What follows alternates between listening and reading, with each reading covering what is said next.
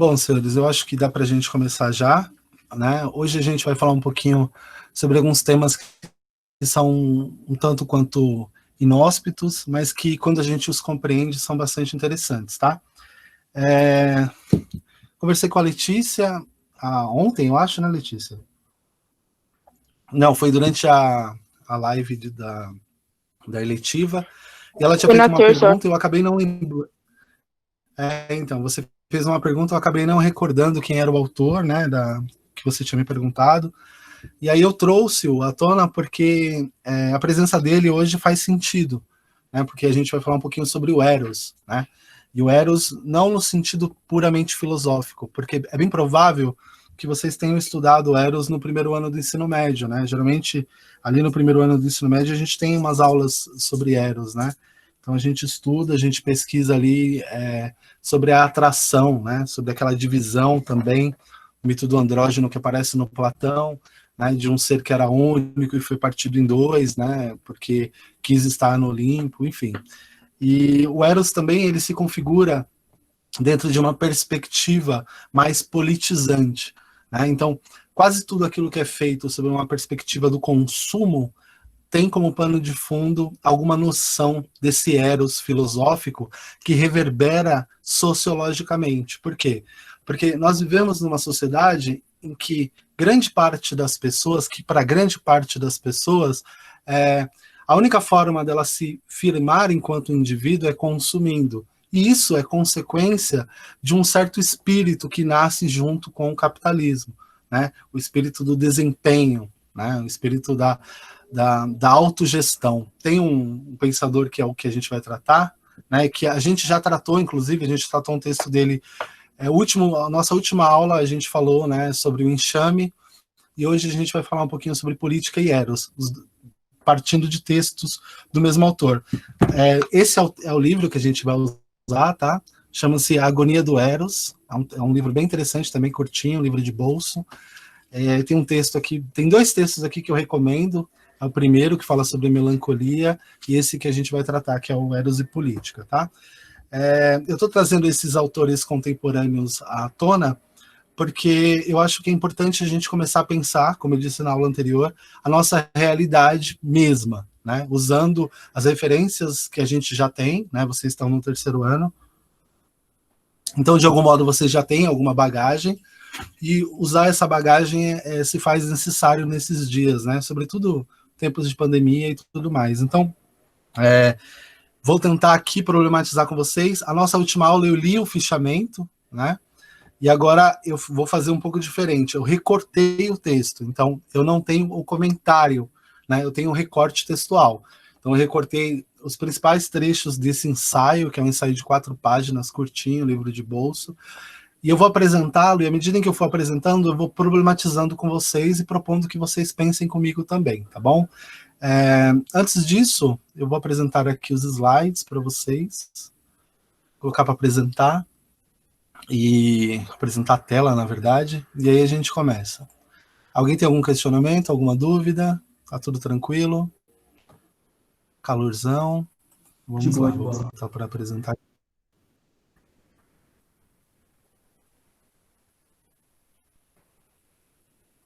Tela inteira.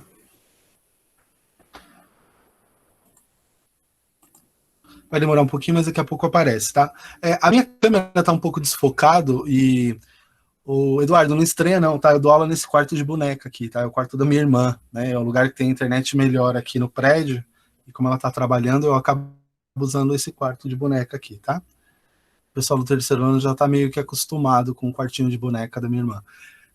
Vamos lá, senhores. Então, eu vou falar um pouquinho com vocês sobre essa perspectiva, tá? O título da aula seria Desejo, Consumo e a Coisificação de Si. E aí eu vou começar a aula, abrir a aula, trazendo um trecho de um livro do René Girard, tá? Que não sei se vocês conseguem ver, porque minha câmera ficou mais embaçada agora, não sei o que aconteceu, mas o título do livro é A Crítica no Subsolo, é um ensaio que o René Girard faz sobre a literatura do Dostoiévski, né, do autor russo Dostoiévski, no subsolo, né, que é um livro conhecido do Dostoiévski, e aqui ele apresenta alguns elementos da teoria mimética, aquilo que a gente vai chamar de teoria mimética do Aristóteles, que está presente nesse livro aqui, que a gente chama de A Poética. Tá? Então, as nossas 3 referências de hoje serão esse vocabulário do Ivan Gobry, que é no qual eu tirei os significados de Eros, né? A teoria mimética do Aristóteles, comentada pelo René Girard, tá? E o livro do Byung-Chul Han, que é a Agonia do Eros, que é esse aqui, tá bom? Toda vez que eu vou falar o nome dele, eu tenho que olhar, e eu acho que ainda estou pronunciando errado, porque é sul-coreano, então eu não sou K-pop, então eu não sei dizer direito, tá? Então vamos lá. Eu tirei um trecho do livro do Girard para apresentar uma perspectiva que já foi apresentada para vocês, mas eu acho que nesse contexto vale a pena fazer a retomada, tá? Em alguns momentos a aula vai tocar a aula anterior com relação ao enxame, e aí se vocês identificarem esse processo, vocês fiquem à vontade para me avisar também, tá? Porque é bastante interessante pensar sobre as 2 perspectivas do enxame e dessa agonia de si. Para iniciar, eu já vou dizer o seguinte, o Chul Han, né, aqui é o Girard, mas o Chul Han ele vai dizer o seguinte, que sobre a perspectiva do Eros está a solução para alguns dos problemas que nós vivenciamos, sobretudo o problema da melancolia e, por conseguinte, o problema da depressão. É claro, ele não é um psicólogo, então ele não está tratando como uma patologia, ele está tratando como um fenômeno social, tá? Então, essa é uma das questões que a gente tem. Espera aí só um pouquinho que tem alguém batendo na...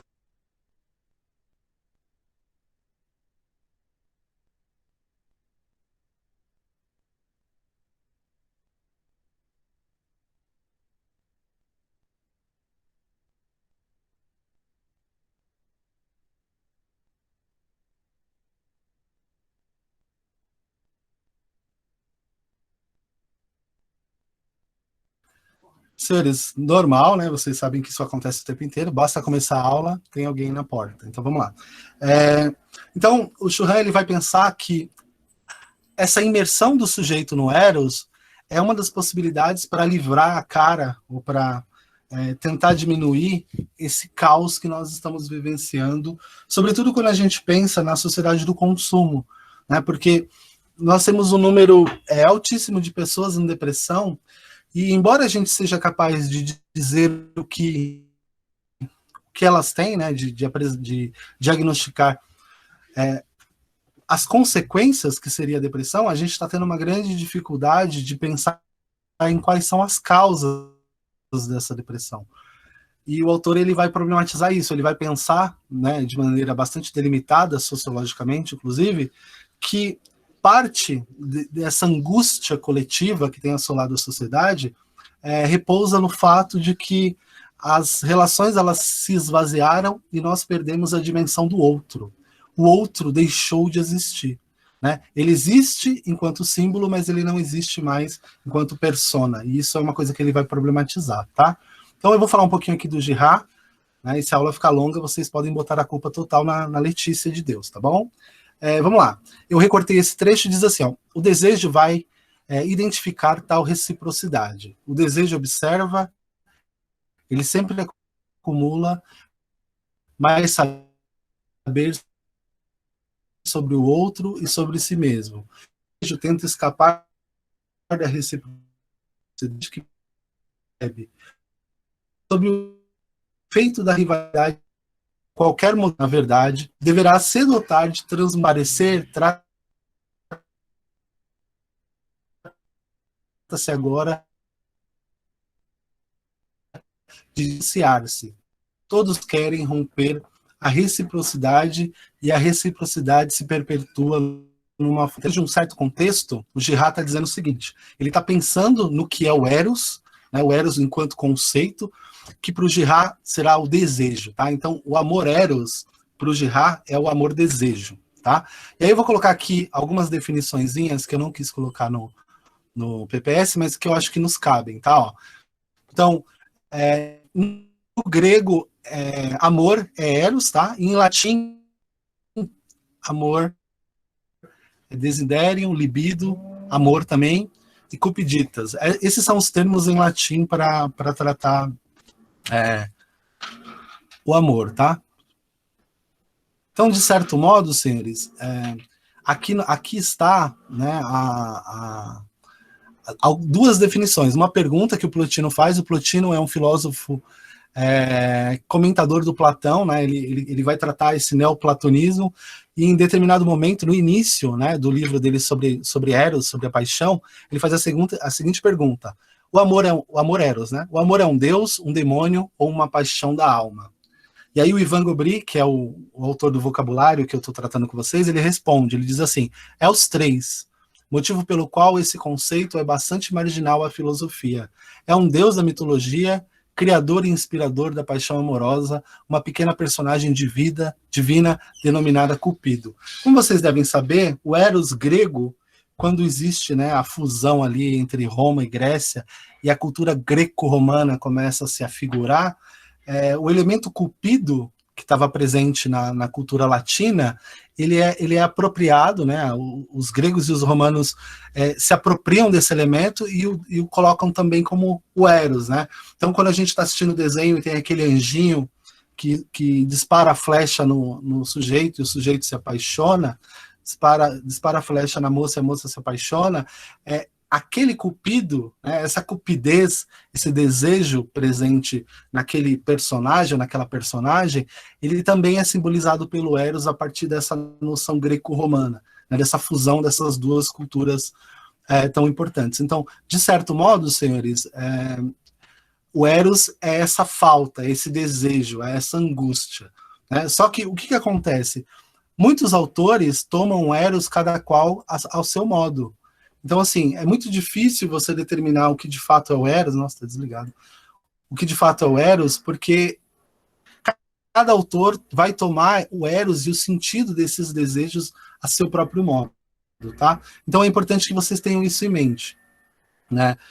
Que o Eros ele é bastante discutido por filósofos, por sociólogos, por psiquiatras e psicólogos também, tá? Então tem obras bastante importantes como Eros, Civilização e tantas outras obras que tratam dessa noção de Eros, desse desejo, né, da alma que nos conduz a algum lugar. E aí, seguinte, o sujeito em si, ele não ama o objeto, né? O sujeito, ele ama o amor que se tem pelo objeto. O que isso quer dizer? Ele vai dizer que, baseado nessa teoria mimética do Aristóteles, ele vai dizer que há uma tendência de copiar o desejo do outro. Então, um determinado sujeito manifesta um determinado desejo por um determinado objeto. O sujeito que está próximo desse sujeito que passou a desejar vai tomar esse desejo desse sujeito como modelo e vai passar a desejar também esse objeto. Então, de um modo ou de outro, vai dizer o Girard, não se deseja o objeto, deseja-se o desejo, né? Esse desejo pelo objeto, ele se torna sempre um modelo. Então, o sujeito, vou dar alguns exemplos bem rudimentares aqui, tá? Então, o sujeito, ele gosta, sei lá, de uma determinada marca, de uma determinada roupa, sei lá, alguns exemplos rudimentares. O sujeito gosta de um Nike, por exemplo, um determinado tênis. A partir do momento que o sujeito vê tênis no pé do outro, ele não vai se apaixonar pelo tênis em si, mas pelo desejo que o dono do tênis tem pelo tênis. O que isso quer dizer? Quer dizer que esse desejo vai servir como um modelo para esse, entre aspas, para alcançar esse determinado tênis. Só que com o passar do tempo, esse modelo vai se configurar também num antimodelo. Por quê? Porque enquanto houver um modelo, esse segundo elemento que deseja jamais poderá alcançar o primeiro.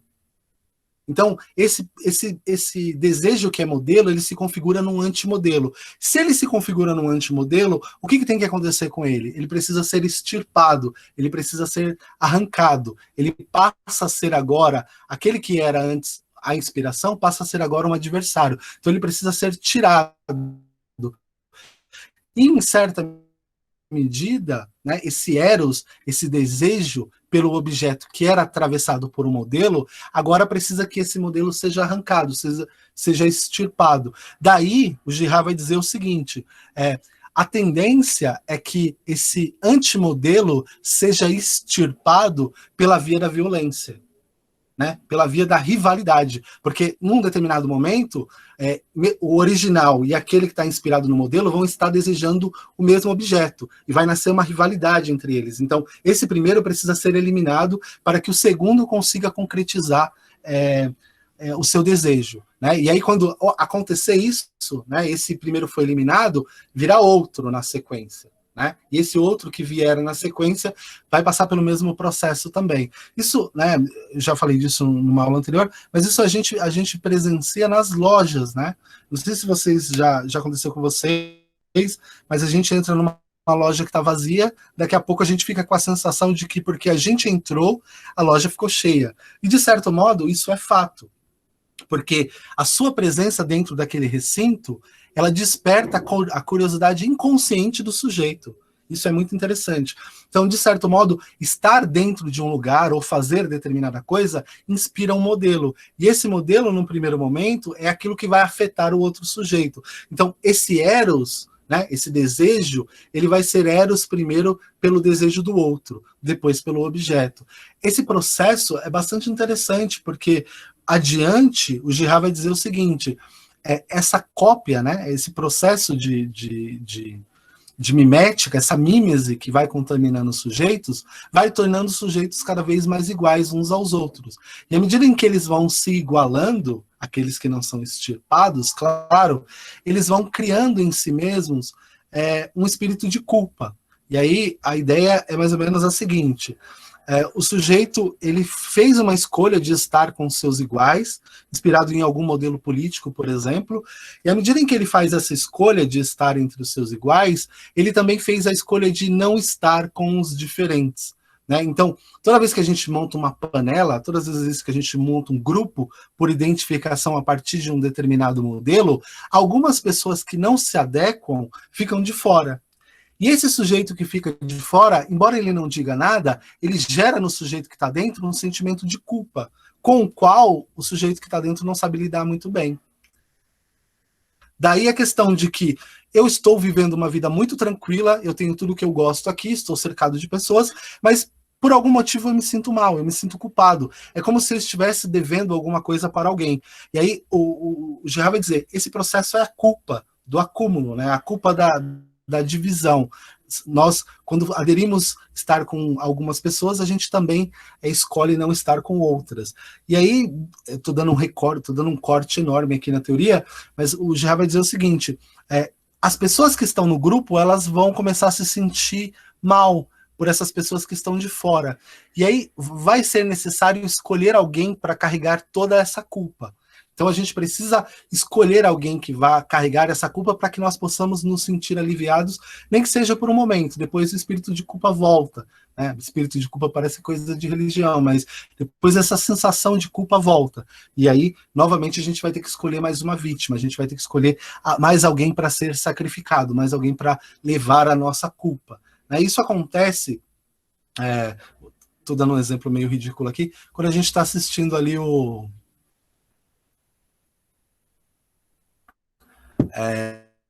aqueles programas à tarde ali, né, de jornalismo, e a gente vibra quando morre alguém, né, a gente fala, morreu mesmo, merecia e tal, sem que a gente perceba essa validação da violência extrema do Estado, ela está dentro desse processo, vai dizer o Girard, que é, a gente precisa escolher algumas pessoas para pagar pelos pecados de todos. Né? Alguém precisa pagar porque a carga é muito pesada. Isso vai reverberar, é claro, né, por obviedade, na religião cristã.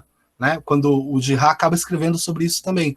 Ele vai dizer que o Cristo foi aquele que foi escolhido para carregar a culpa. Então existia, né, e aqui eu não estou falando de religião, mas filosoficamente, existia uma necessidade do sacrifício, porque as pessoas estavam se sentindo aviltadas pelo próprio agrupamento. Né? O fato de se colocar como alguém que é escolhido, né, diante de Deus, como aconteceu no caso do povo hebreu, fez com que o povo hebreu precisasse sacrificar alguém, e né, no caso extremo desse processo acabou sendo Cristo. Então, para o Girard, a teoria mimética, ela explica, sobretudo, o desejo e a violência. O porquê nós desejamos e o porquê somos violentos. Né? Por que quando o sujeito, por exemplo, vai cometer um determinado crime, por exemplo, como latrocínio, né?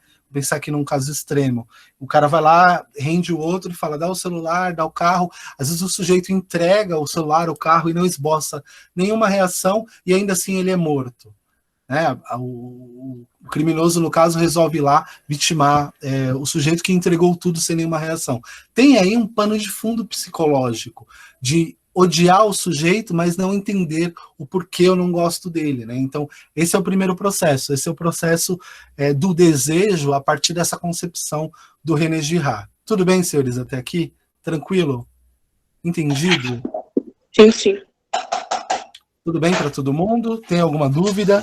Então, de certo modo, a violência e o desejo, eles estão intimamente ligados. Não dá para separar o que se deseja da violência para conseguir alcançar esse objeto. E aí, é interessante pensar porque o autor do livro que a gente está tratando aqui, ele vai dizer que essa violência, ela reverbera sobre si próprio.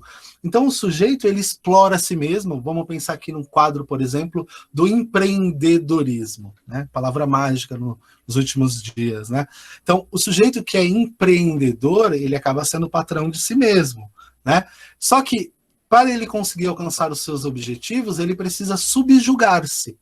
E aí o Churran vai dizer o seguinte, o sujeito se autoexplora ao ponto de lesar a própria saúde e ele acha que ele está fazendo um bem para si mesmo porque ele vai conseguir ter futuramente uma empresa, porque ele vai conseguir ter futuramente um negócio. Só que quando ele chegar nesse ponto, ele já não vai mais ter condição de fazê-lo porque a sua saúde foi extremamente debilitada.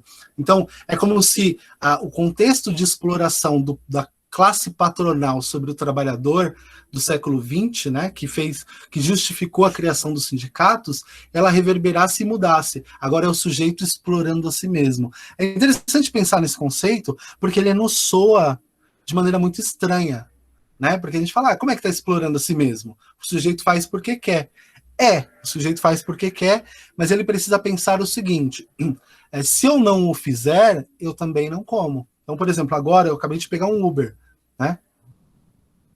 E o motorista do Uber falou para mim, eu trabalho das 9 da manhã até as 10 da noite, porque eu preciso pagar o carro, eu preciso sustentar minha família e eu quero progredir. É claro, né? A gente está vivendo um tempo de epidemia, está tudo muito ruim, né? E o sujeito tem que trabalhar mesmo. Mas perceba, nem se ele estivesse trabalhando num emprego bem difícil, num emprego em que ele não fosse o patrão de si mesmo, ele trabalharia 13 horas por dia. Percebam? É o próprio sujeito se explorando, né? É uma autoexploração. E esse conceito ele vai estar muito ligado a esse desejo, a esse anseio de estar cada vez mais próximo de um objetivo que todos os autores da filosofia vão dizer que, no fim das contas, é inalcançável. Tá? Então, essa é a primeira parte da aula. A ideia de que o desejo, ele normalmente nasce não a partir da relação direta do objeto, segundo René Girard, do amante pelo amado, mas há sempre uma relação entre o amante e o amado e uma terceira via que ama primeiro o amor do amante e depois o amado, tá? É claro, a gente pode usar alguns exemplos do cotidiano, né? O famoso talarico, mas a gente não vai entrar nessa questão porque, né, não cai bem. Mas é exatamente a mesma lógica, tá? Do sujeito que passa a enxergar beleza onde até então ele não via. Né? Ele começa a ver a outra pessoa não a partir do seu próprio olhar, mas a partir do olhar do amante. E aí ele começa a ver uma determinada beleza. Essa é a percepção do Girard. Tá? E aí aqui eu fiz alguns recortes e a gente vai falar um pouquinho sobre a percepção do Churran. Aqui eu coloquei uma imagem. Essa imagem ela simboliza o Eros no sentido platônico do mito do andrógeno. Vocês devem se lembrar bem, eu acho que eu retomei essa aula com vocês ali nos primeiros dias, né? O humano ele era duplo, né? Ele era autossuficiente, autoconstituído, e ele desejou ser um como os deuses, né? E Zeus o puniu separando em dois, né? E colocando cada um dos lados para viver com saudade de si, tentando se encontrar novamente. Essa perspectiva está presente nessa imagem, né? A gente tem aqui dois corpos, e apenas um rosto, né? Uma ligação do amor eros, né? Inclusive simbolizando aqui também um coração, né? Como pano de fundo, tá? Então eu vou apresentar os recortes para vocês e vou discutir com vocês aqui a partir dessa perspectiva do nosso amigo Shu Han, tá? Ele diz assim, no primeiro parágrafo dele, parte o impulso espiritual. A alma impulsionada por Eros produz coisas belas e, sobretudo, ações belas, que possuem um valor universal. Essa é a doutrina platônica de Eros. Isso daqui, senhores, é uma interpretação que ele está dando ao Platão, a outras, tá? Ela não é simplesmente contrária aos sentidos e ao prazer, como se costuma admitir. Quando o amor é profanado, hoje, e transformado em sexualidade, o traço universal do Eros também se retira dele. Então, o que ele vai dizer? Ele vai dizer que o Eros é alguma coisa que está para além da relação sexual, né? Dessa perspectiva sexualizante da realidade. Por quê?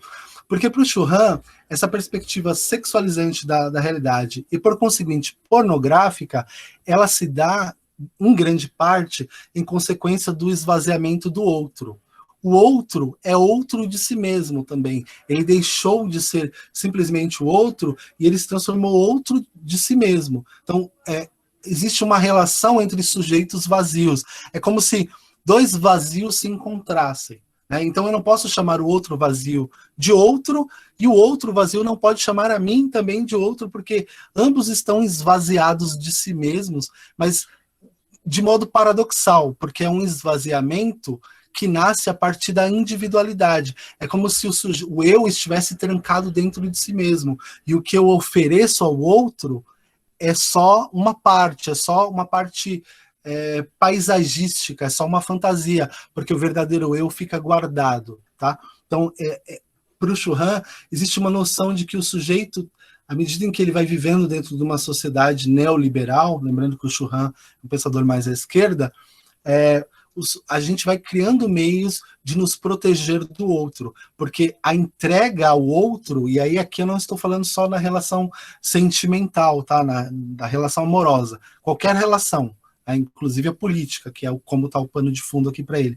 Vai dizer, essa entrega ao outro, ela requer que você tenha uma certa disposição de se deixar levar, que os tempos atuais não permitem que a gente tenha.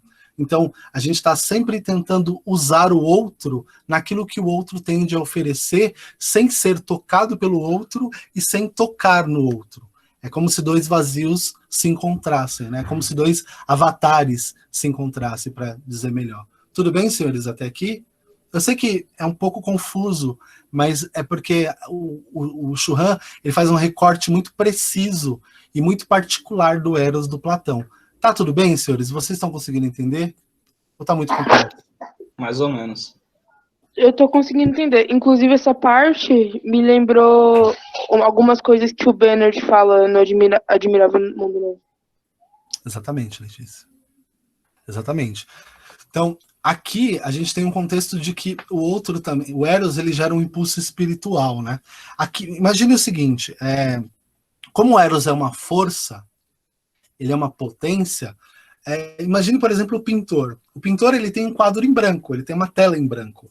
E aí um Michelangelo, sei lá, um pintor conhecido aí, um Rembrandt, um Da Vinci, enfim, um grande pintor vai lá naquela tela em branco e imprime uma imagem, produz uma imagem, desenha, pinta, né, imprime a sua arte ali. Esse é um movimento do Eros, né? Porque não tem nada, mas alguma coisa impulsiona o sujeito e o faz desejar ter, né? Ele faz com que o sujeito deseje transformar aquela realidade material em algo que é mais do que uma realidade material, é também uma realidade artística. E aí é interessante porque o Platão, ele vai dizer o seguinte: todas as vezes em que eu começo a contemplar a beleza, eu começo a caminhar em direção ao belo, o belo enquanto conceito. Né? Ali onde está toda a beleza do mundo, né? Ali onde está esse Deus belo, né? Que não é o pagodeiro. Então, de certo modo, todas as belezas individuais do mundo, elas apontam na direção de um belo universal. E para o nosso amigo Shu Han, quando ele interpreta o Eros ele é sempre universal. Isso quer dizer o seguinte: todas as pessoas têm algum tipo de desejo que as impulsiona em alguma direção. Então, nesse sentido, o Eros ele é universalizante também. Vamos lá, o Cerqueira, o que você não está entendendo? Tudo ou nada? Você parou de entender quando, Cerqueira? Quando começou a Eu aula? achei meio... Esse lance aí... Eu buguei nesse lance da relação de... Eu lembro que você tinha falado de talarico, e tipo, que um anula o outro, um bagulho assim, eu fiquei bugado. Ah, tá, mas essa é um pouco anterior, né? Essa noção, Cerqueira, do talarico, entre aspas, ela está presente na concepção do René Girard, que o modelo serve como modelo até passar a servir como antimodelo. Então, o talarico, entre aspas aí, é o sujeito que não vê graça, vou usar o exemplo masculino e feminino aqui, mas poderia ser qualquer um, tá? É o sujeito que, por exemplo, é até meio estranho, né? Um pouco mesquinho, que eu vou dizer aqui. Não mesquinho, mas estranho. O sujeito, ele tem um determinado casal e tem um amigo. E o sujeito não vê nenhum tipo de não tem nenhum tipo de atração pela mulher. Estou dando um exemplo mais simples aqui. Só que o sujeito começa a observar como o amigo dele trata essa persona, essa mulher. O que o Gerard vai dizer? Ele vai dizer, em algum grau, o amor que esse homem tem por essa mulher, né, no nosso exemplo aqui, vai fazer com que nasça um modelo para esse outro sujeito. Então, esse outro sujeito, num primeiro momento, ele não vai amar o objeto amado. Ele vai se encantar pela beleza da mulher, no caso, que está nos olhos do amante, que está nos olhos do namorado. Depois, esse namorado vai se tornar um empecilho e ele vai precisar ser eliminado. Né, ser eliminado de algum jeito, né, não precisa ser violentamente. Então, o que ele está dizendo? Ele está dizendo o seguinte, existe um arquétipo, existe um modelo da violência e do desejo que acaba sendo seguido pelas pessoas de maneira inconsciente, sem que elas percebam. E ele vai dizer, isso vem desde que a sociedade começou a se organizar.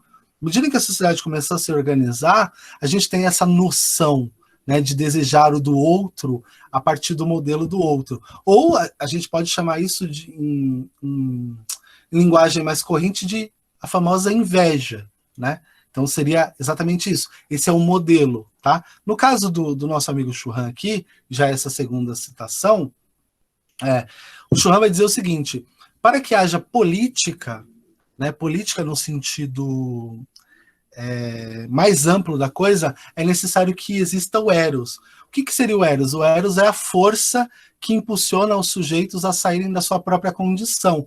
Só que esse Eros, ele não pode ser esvaziado, ele não pode ser só o desejo. Esse Eros, né, que nasce na alma, ele precisa ter mais alguns elementos. Né? Então, o Platão ele diz que a alma é dividida em 3. Tá? Eu vou antecipar aqui, talvez ajude. Ele diz que a alma é dividida em 3. E aí o Churran vai usar esses 3 verbos esses 3 substantivos nesses 3 sentidos aqui. Ele vai chamar epitimia de cupidez, timose de coragem e logos de razão, tá? Então, o termo mais importante aqui no caso é timos, né? O timos, que é a coragem. Então ele vai dizer o seguinte, o sujeito ele precisa desejar para ele ser politicamente coerente.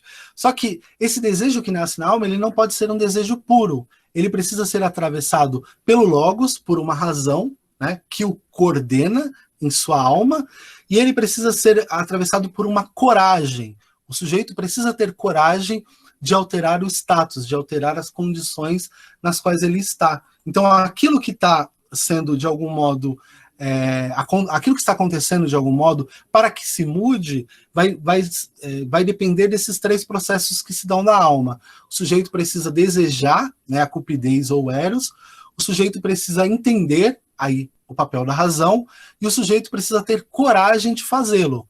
Daí ele diz assim, ó, aqui está no trecho preciso, ó, Timós é o lugar onde se tocam eros e política, ou seja, a coragem é o lugar onde se tocam eros e política.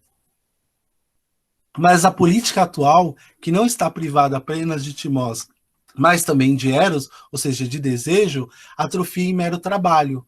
Daí é um pouco daquilo que eu falei, o sujeito trabalha, mas esse desejo, por não ser, por estar desequilibrado, ele acaba levando o eros por uma medida de desequilíbrio e é só trabalho, é trabalho por trabalho mesmo, não tem finalidade. Aí ele faz uma crítica ao neoliberalismo, porque o neoliberalismo individualiza os sujeitos. Ele vai dizer, ó, o neoliberalismo aciona uma despolitização geral da sociedade, onde ele, não por último, substitui o eros pela sexualidade. Ou seja, o desejo de estar fora de si por um momento, ele é substituído pela relação sexual habitual.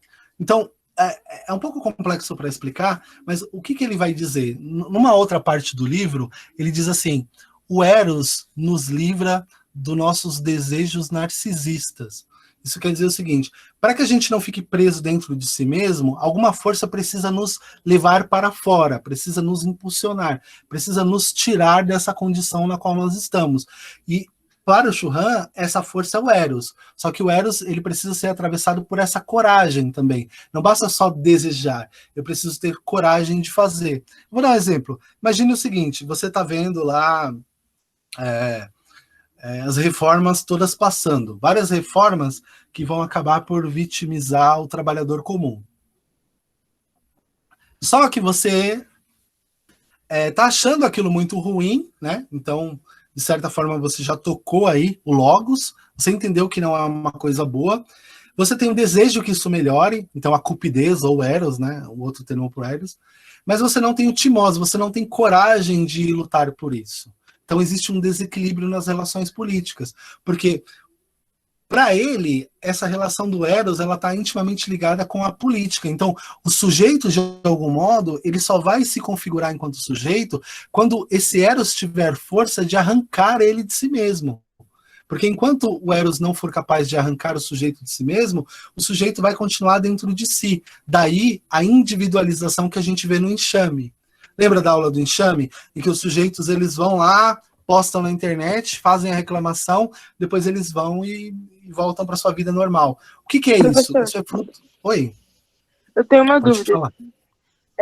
No caso, esse exemplo que você deu sobre manifestação ou ação social, de ter tipo, desejo de mudar, mas não ter coragem, me fez pensar se o eros também se aplicaria para um sentimento ruim. Tipo, você vê um sentimento ruim pela lente de outra pessoa e você ter o desejo de ter aquele sentimento também. Se aplicaria? Você consegue pensar num exemplo aí, Letícia? Até tipo um exemplo de lutar contra alguma coisa, defendendo uma causa, e você conheceu uma causa nova, não sei se vai ser um bom exemplo, mas enfim, você conheceu uma causa nova que luta contra alguma coisa, e por ver um exemplo de alguém agindo dentro dessa causa, você o desejo de também odiar aquilo e tornar repugnante e lutar contra. Entendi. Dá para pensar também, por exemplo, essas pessoas que vão à rua clamar pela ditadura militar, por exemplo. Né? Você está transformando um desejo, porque ali você tem o desejo e a coragem. Qual é o elemento que está pendente ali? Você tem desejo, coragem e razão. A lógica, a razão, né? O logos. Não tem. Então, todas as vezes que houver um desequilíbrio nessa relação, vai haver um cansaço nos sujeitos. E o Churran vai dizer que nós somos a sociedade do cansaço. A gente está tão assoberbado com tantas coisas para fazer que a gente deseja, mas a gente deseja, mas não tem coragem. Às vezes a gente tem coragem e a gente tem eros, né? A gente tem cupidez, mas a gente não tem razão, porque a gente vai lá e faz a coisa errada. Então, em alguma medida, existe um desequilíbrio desse eros maior, né, que é atravessado dentro dessa alma humana, porque a gente se deixou levar. Então, deixa eu dar um exemplo para vocês. Quando a gente está pensando, por exemplo, no caso dos psicólogos, né? Para dar um exemplo para vocês.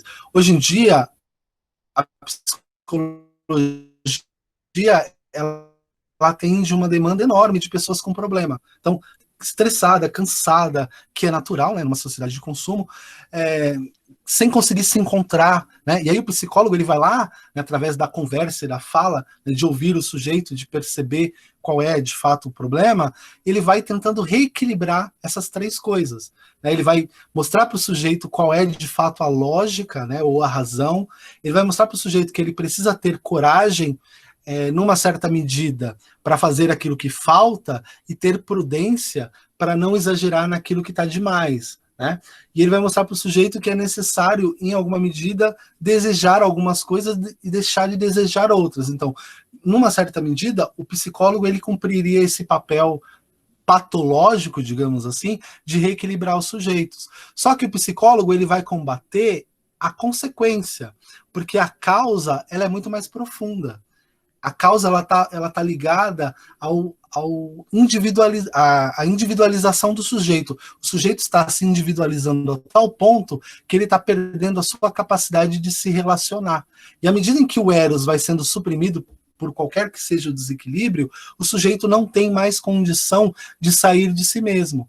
É bastante interessante pensar que o Churran diz assim, ó, tem um trecho aqui que eu acho que ajuda, ele diz assim, ó, o eros aplica-se em sentido enfático ao outro que não pode ser abarcado pelo regime do eu. Ele está dizendo o seguinte, sem o eros, nós nos ensimismamos, nós vamos ficando trancados dentro de si. Então o eros, essa vontade, esse desejo, ele é a única coisa capaz de tirar a gente de dentro de si mesmo e nos levar na direção do outro. Só que o outro também precisa fazer o mesmo movimento. Não pode haver dois fantoches indo um em direção ao outro, dois zumbis, dois seres vazios. E a sociedade de consumo, uma sociedade neoliberal, vai dizer ele, ela tem como tendência a individualizar o sujeito. O que isso quer dizer? É trancar o sujeito dentro do seu próprio eu. Nós somos eus isolados vivendo coletivamente. O eros, que seria essa liga que nos faz sair de si mesmos, ele está sendo suprimido. O amor está terminando, o amor está acabando, entre aspas. Só que ele vai dizer, é interessante que o amor está acabando quando a oferta de possibilidades aumenta. Então a tecnologia aumenta a possibilidade de você ir lá e escolher, por exemplo, o poder da escolha, o Tinder da vida, as redes sociais, essa alta capacidade de se comunicar, ela aumenta as possibilidades, mas o amor de fato, que é esse amor eros, né, esse desejo de estar com outro, ele é diminuto, né? Então, o desejo que eu tenho de estar com outro, por exemplo, numa relação do Tinder, né, olha o Tinder voltando à tona, numa relação do Tinder, por exemplo, esse desejo ele é um desejo meramente instrumental, utilitário. Eu quero estar com aquela pessoa quer estar comigo, mas a gente não quer se entregar uma outra porque a gente quer se manter, a gente quer continuar protegendo o nosso próprio ego. A gente quer ter uma relação que seja uma relação, entre aspas, bom para todo mundo, mas que não me tire do meu lugar, não me tire do meu eu, não me tire da minha zona de conforto. E aí o Churran vai dizer, essa é uma relação vazia. Essa é uma relação que não tem nada de bom e que só pode ter como consequência o mal, né? Só pode ter como consequência o desespero, o cansaço, a agonia, a melancolia, né? É aquela sensação de estar cercado de pessoas e ainda assim se sentir só. Quem nunca, né? Então, essa é a ideia, porque o meu eu está tão preso dentro de mim mesmo que eu já não consigo comunicar com as outras pessoas, com as pessoas que estão ao meu derredor. Por quê? Porque eu fui me individualizando nos meus próprios desejos. Isso acontece muito, sobretudo numa determinada fase da adolescência, quando as pessoas querem que a gente faça algumas coisas, mas a gente quer fazer outra. E aí a gente acaba não fazendo nada e acaba ficando no quarto comendo pipoca. Por quê? Porque a gente está passando por um momento de desequilíbrio nesse eros maior, né? Uma das partes ali da alma, seja coragem, seja razão, ou seja força, esse desejo, está em desequilíbrio, tá? E aí no segundo período aqui, isso, voltando, Letícia, ao seu exemplo, isso vale muito para o Bernard. Né? O Bernard ele não se permite, o Bernard não, a Lenina, ela não se permite entregar-se, né? Porque as relações precisam ser muitas. E o que o Bernard quer? O Bernard quer eros. Ele quer andar de mãos dadas com a Lenina no parque. Ele quer uma relação que não seja infantilizada. Ele quer diálogo, ele quer uma troca, ele quer uma relação que seja madura. Mas qual é o espírito do Admirável Mundo Novo? Tem que ser infantil, tem que ser uma relação promíscua e passageira, ou seja, precisa sexualizar para poder esvaziar o amor, para poder esvaziar esse eros. E o amor aqui não é no sentido puramente romântico, tá, senhores? É o amor por fazer qualquer coisa que seja, tá?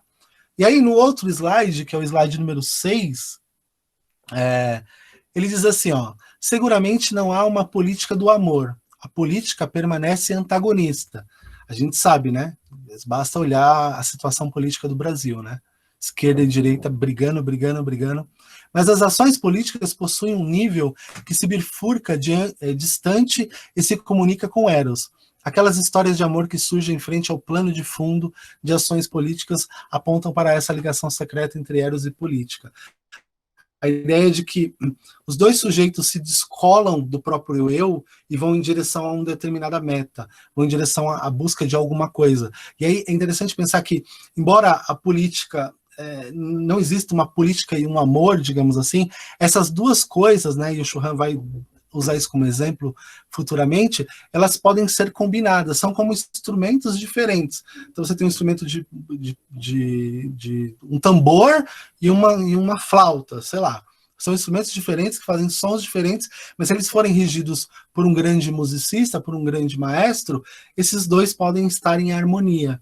Então, a política e o Eros podem estar em harmonia. A ideia é a seguinte: é preciso danificar o Eros, individualizar o sujeito, para que o sujeito continue sentado no sofá e não tenha coragem de sair para mudar.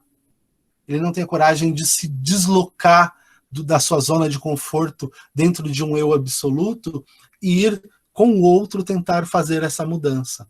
Percebam que, para o Churran, a dimensão da vida prática ela está sempre no horizonte. Né?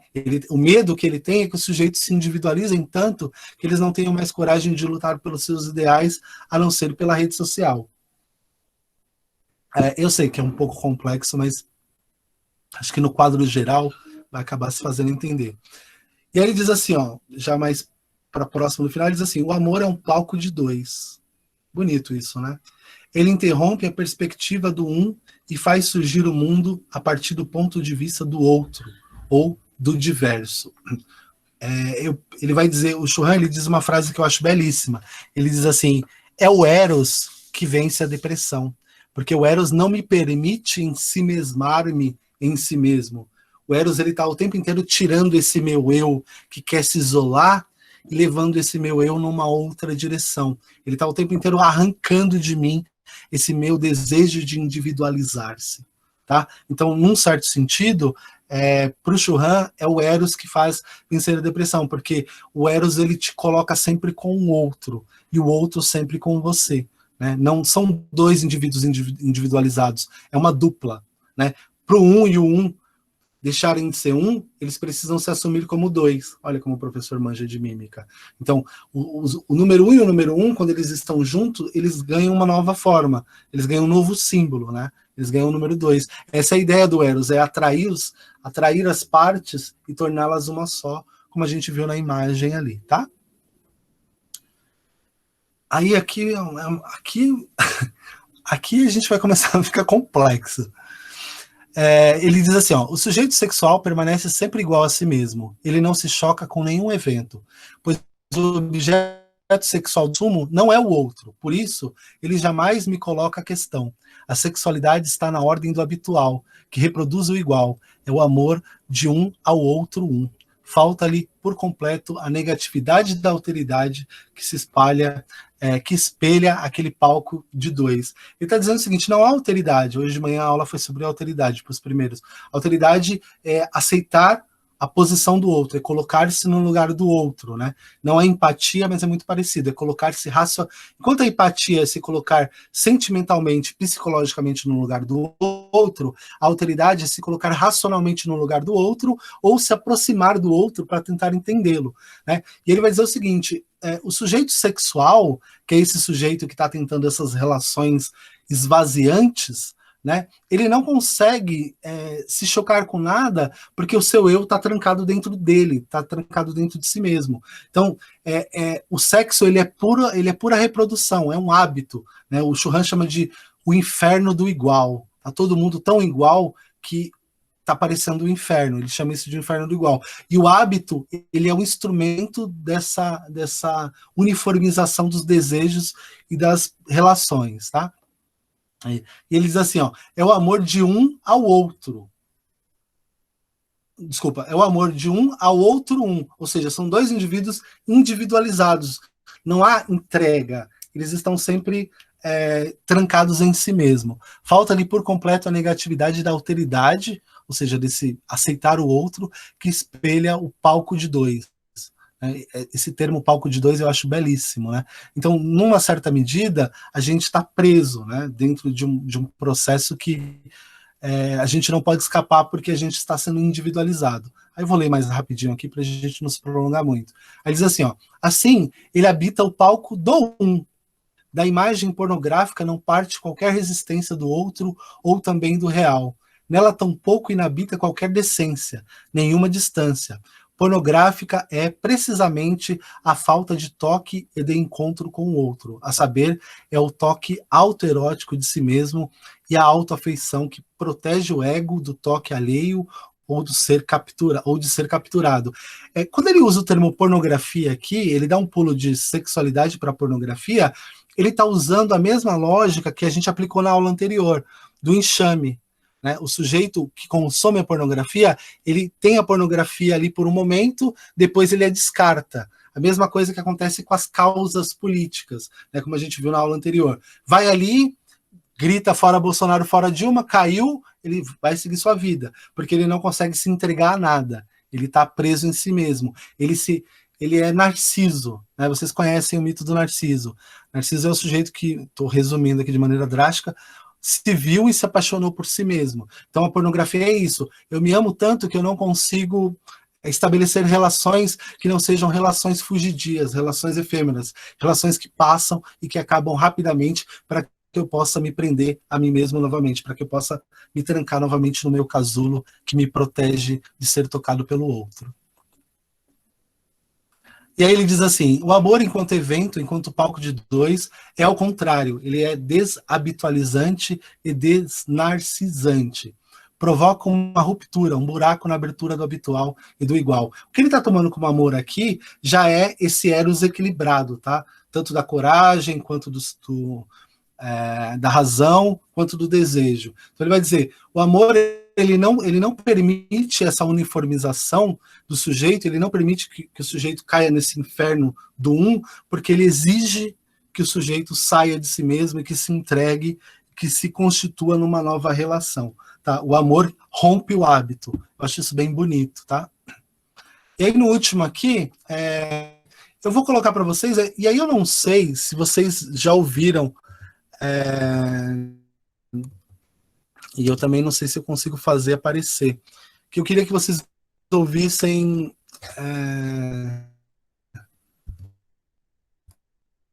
uma música que nos ajuda a pensar um pouco nessa relação. Só que eu acho que eu vou ter que parar de apresentar. E aí a internet não poderia travar também. Então deixa eu cessar a apresentação aqui.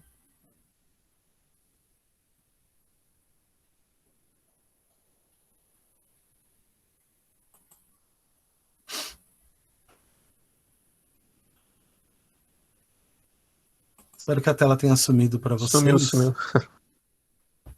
Porque aí faz um pouco... Sumiu? Bacana. Agora vamos contar com a velocidade da internet aqui. Porque, de certo modo, senhores, esse eros, esse desejo político, sob essa perspectiva do Churran, ele determina a ação dos sujeitos, mas ele determina também a ação a ação coletiva. Então, de maneira individualizada, eu faço uma determinada coisa porque eu sou movido por um eros que me tira da minha condição, e isso deságua a posteriori num movimento coletivo. E essa é a ideia do autor. A ideia do autor é nos tirar do nosso individualismo e nos inserir numa perspectiva política, né, no sentido grego, né, de agir na cidade pelo bem da cidade e pelo próprio bem. Não colocar o próprio bem acima de tudo, mas colocar o próprio bem dentro de um contexto em que o seu próprio bem seja também o bem do outro. Isso requer que nós façamos, que nós, de certo modo, que a gente ceda, né? Eu vou colocar aqui para vocês, eu não sei se vai aparecer, tá, senhores? O Eduardo, se você quiser sair, você já pode, né? Você falou que vai precisar sair, fica à vontade, tá bom? Vamos lá.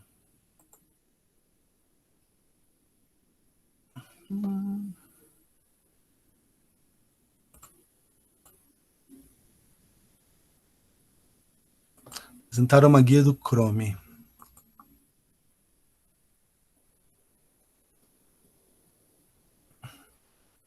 Tá aparecendo para vocês um pedacinho do YouTube aí?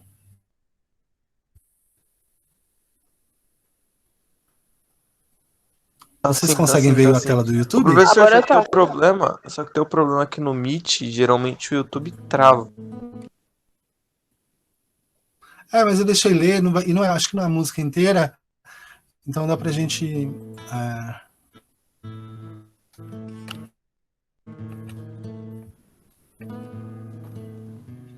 Eu perco o chão, eu não acho as palavras, eu ando pela sala, eu perco a hora, eu chego no fim, eu deixo a porta aberta, eu não moro mais em mim. Eu perco as chaves de casa, eu perco o freio, estou em milhares de cargos, eu estou ao meio. Onde será que você está agora?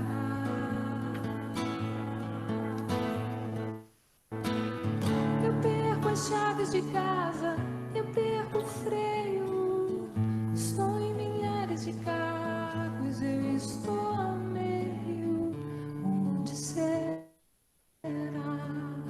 que você está agora?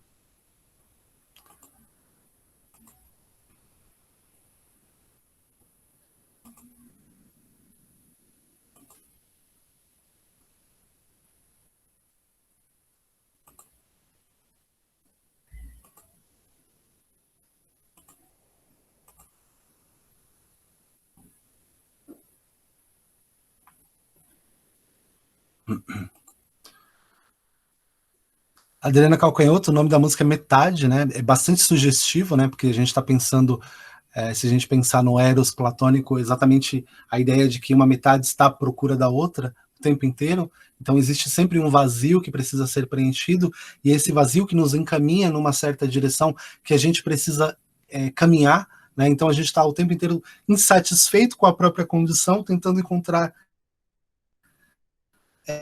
alguma coisa que a gente não sabe o que é, ou nas palavras do Neymar, né, saudade do que não vivemos.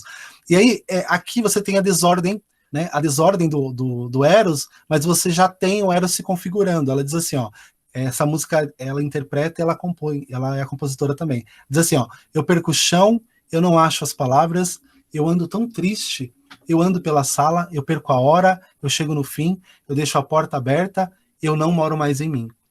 Esse trecho talvez seja mais interessante, porque aqui está se dizendo o seguinte: embora exista uma confusão e eu tenha perdido o meu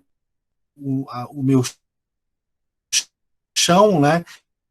Eu não seja mais quem eu era, existe uma coisa em mim também que se alterou. Eu não moro mais em mim, antes de si mesmo. Né? Porque o Churran vai dizer, existe uma diferença entre o amor próprio e o amor narcisista. O amor próprio, eu me coloco e me amo dentro dos limites da ética e da moral que me fazem amar os outros indivíduos também.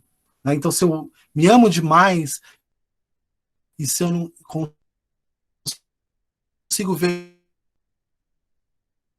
nada fora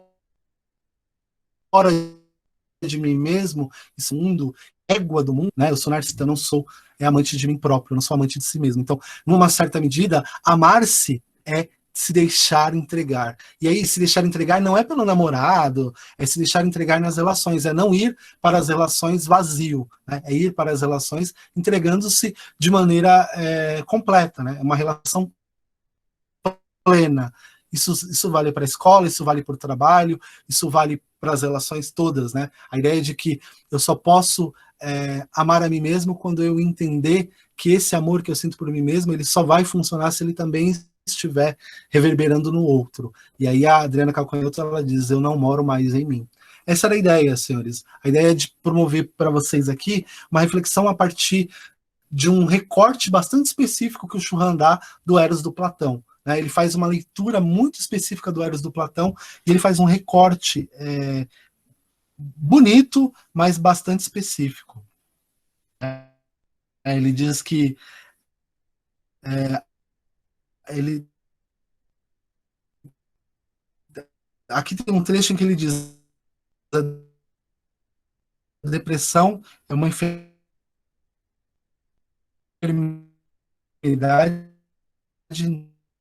narcisista. Contra alguma dúvida, onde não entendeu, sim ou não? Eu convido vocês a tentarem observar a mitologia, o filme, a cultura pop, a partir dessa perspectiva do Eros, que eu ainda não tenho. Porque se vocês fizerem isso, vocês vão conseguir interpretar muitas coisas que têm acontecido nos dias atuais. Falando em mitologia, tem um... exemplos. Desculpa, eu te interrompi, pode falar.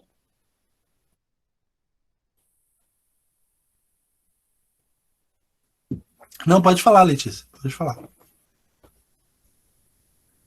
Vai lá, Letícia. Tem um.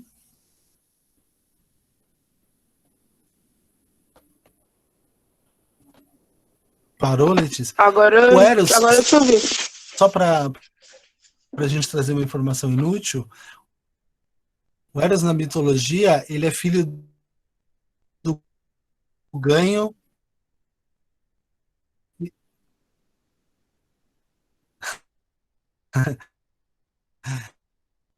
Na literatura, só para te cortar agora, ali, uma vez, o Eros, né, tem coisa porque ele é filho da pobreza também. Ele é filho de uma riqueza inspiradora, mas ele também é filho de uma pobreza devastadora. Por isso que o Eros está tendo o tempo inteiro arrancando as pessoas de si mesmo. Pode falar, Letícia, para a gente terminar, que a gente já passou da hora. Eu ia falar que tem um conto, acho que é chinês. Um conto não, acho que é tipo uma lenda, um mito, não sei. Mas é de mitologia também. Que acho que é de duas raposas, que tipo, toda a raça tinha sido extinta. E daí era basicamente esse negócio também do Eros, da atração, assim, de se procurar. Mas era alguma coisa assim, raposa da noite e raposa do dia. Eu vou procurar o nome e depois eu mando no grupo.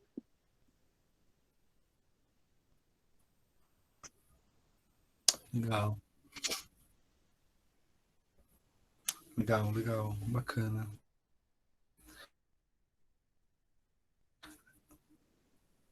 Tá bom, beleza. Acho que é isso, pessoal. Alguém nos leva para fora, força que nos leva para dentro de si mesmo. Essa força que nos leva para dentro de si mesmo, ela está o tempo inteiro sendo alimentada pelas coisas que estão fora, pela economia, pela política, pelas relações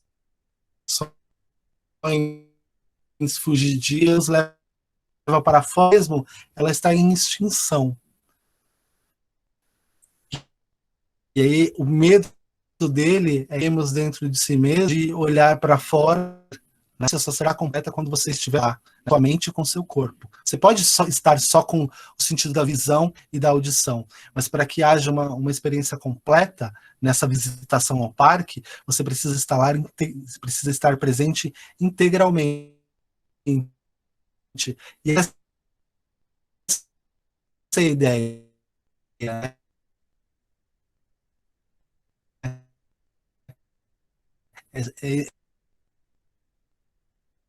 É viver uma vida em enviar os formulários para vocês, tá? A ideia vai ser mais ou menos essa, né? De que vocês vão pensar o Eros em outros lugares, sob outras perspectivas. E não havendo mais nenhuma dúvida, a gente pode encerrar por aqui. Se alguém tiver algum questionamento a fazer também, fique à vontade. Alguns autores vão dizer que o Eros, ele é, né, ao desejo incontido, mas nessa perspectiva do Churran enquanto sociólogo, o Eros é uma coisa boa, tá bom? Não havendo mais nenhum comentário a fazer, encerro aqui. Espero que vocês tenham um restinho de tarde maravilhoso e que a gente se encontre daqui a alguns dias novamente. Até mais. podem ir embora descansar agora, que vocês já me ouviram bastante. Obrigado. Tchau, professor. Tchau, galera. Valeu. Até amanhã, gente. Tchau, pessoal. Até mais. Giovanni. Oi. Eu queria te perguntar um negócio que eu ia pedir uma ajuda pro senhor. Porque, tipo assim, a gente vai ter um debate, né? Sobre... Moisés, espera aí. Moisés, Moisés, deixa eu te fazer uma pergunta. Eu posso te cortar? Ou eu posso gravar o que você vai falar ou é melhor cessar a gravação? É melhor acessar, a verdade. Tchau, até mais. Foi um prazer estar com vocês. Deixa eu interromper a gravação.